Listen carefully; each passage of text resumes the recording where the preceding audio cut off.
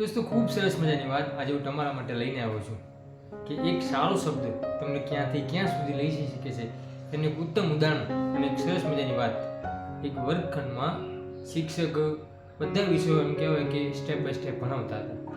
એમાં એક વિદ્યાર્થી એવું જે ખૂબ જ મસ્તી કરે અને બધા શિક્ષકોને એ વિદ્યાર્થી પ્રત્યે થોડી ચીડ, થોડો ગુસ્સો, કારણ કે એ વિદ્યાર્થીને તો ભણતો અને ન તો બીજા વિદ્યાર્થીને ભણવા દેતો. પરંતુ વિદ્યાર્થી હતો ખૂબ હોશિયાર, પરંતુ એનો જીવ મસ્તીમાં.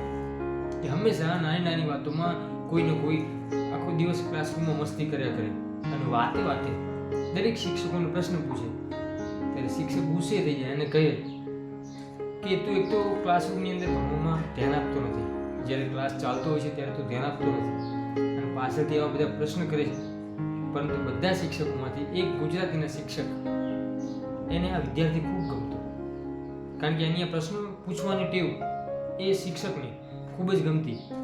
જ્યારે એમનો સમયગાળો હોય અને એ જે તે વિષય સબ્જેક્ટ ભણાવતા હોય ત્યારે એ શિક્ષકને જ્યારે આ વિદ્યાર્થી પ્રશ્ન પૂછે ત્યારે શિક્ષક એને ગુસ્સે ની પણ ન થતા, પરંતુ એને ખૂબ પ્રેમથી કહેતા કે તારી આ જે પ્રશ્ન પૂછવાની હેબિટ છે, એ ટેવ છે, મને ખૂબ ગમે છે અને તને તારી આ ટેવ, તને તારી આ હેબિટ જીવનમાં ખૂબ આગળ લઈ જશે. તારી આ ટેવ પ્રશ્ન પૂછવાની એ ક્યારે બંધ ના કરતો, હંમેશા નિરંતર ચાલુ રાખજે, જીવનમાં ખૂબ આગળ જઈશ તું.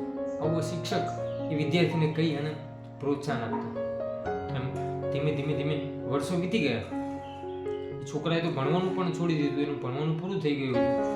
વર્ષો વીતી ગયા અને સ્કૂલની બહાર એક દિવસ મોટા મોટા સાહેબોની ગાડીઓ આવેલી. એમાં પોલીસની ગાડી અને કલેક્ટરની ગાડી અને બધા એવી ગાડી સ્કૂલની બહાર આવેલી. ત્યારે એ ગુજરાતીના શિક્ષક બહાર આવે અને જોવા આવે ત્યારે એમાંથી એક વ્યક્તિ ઉતર્યા અને એ સ્કૂલની મુલાકાતે આવેલા.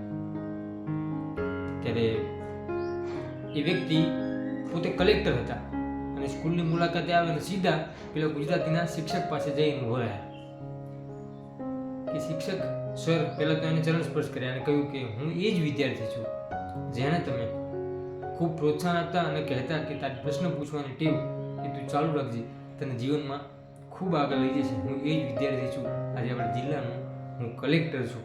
માત્ર ને માત્ર તમારા પ્રોત્સાહનથી, તમારી શીખથી, તમે જે મને શીખવાડ્યું, બસ હું એના થકી જ આગળ વધ્યો છું. ને હું જે કંઈ છું એ એના થકી જ છું. આજે મારી પાસે જે કંઈ છે કે જે કંઈ પદ છે એ માત્ર ને માત્ર એક સારા શિક્ષક થકી છે. દોસ્તો, આ વાત તો નહીં પૂરી થાય છે, પરંતુ એક વસ્તુ ચોક્કસ આ વાત પ્રત્યે આપણને શીખવા મળે છે કે ક્યારે બાળકોને નાની નાની વાતોમાં ટોકવાને બદલે એને પ્રોત્સાહન આપવું, એને સારી સારી વાત કરો, એના મનમાં સારા વિચારો ઉભવે એવા એને ઉદાહરણો આપવું. એને એની પર ગુસ્સે ના કરો. એની પર તમે ગુસ્સે થઈ, તમે એની પર એંગ્રી થાવ છો ત્યારે એ વ્યક્તિ, એ વિદ્યાર્થી પોતે ડિમોટિવેટ થઈ જાય છે, બાળક પોતે ગભરાઈ જાય છે.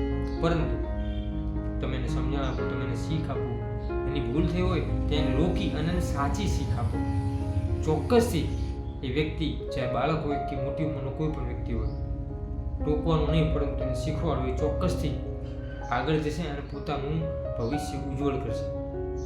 આ વાત જો તમને સારી લાગી હોય તો વિડીયોને લાઈક કરજો, ચેનલ પર ન હોય તો ચેનલને સબસ્ક્રાઈબ કરજો. આવા જ બીજા સરસ મજાના વિડીયો જોવા માટે આપણી યુટ્યુબ ચેનલ હુંમાની મારી વાતોને સબસ્ક્રાઈબ ચોક્કસથી કરજો. દોસ્તો, ફરીથી મળીશું એક નવા જ વિડીયો સાથે, એક નવા જ અંદાજમાં. ત્યાં સુધી દરેક દોસ્તો, દરેક મિત્રને જય સીતારામ.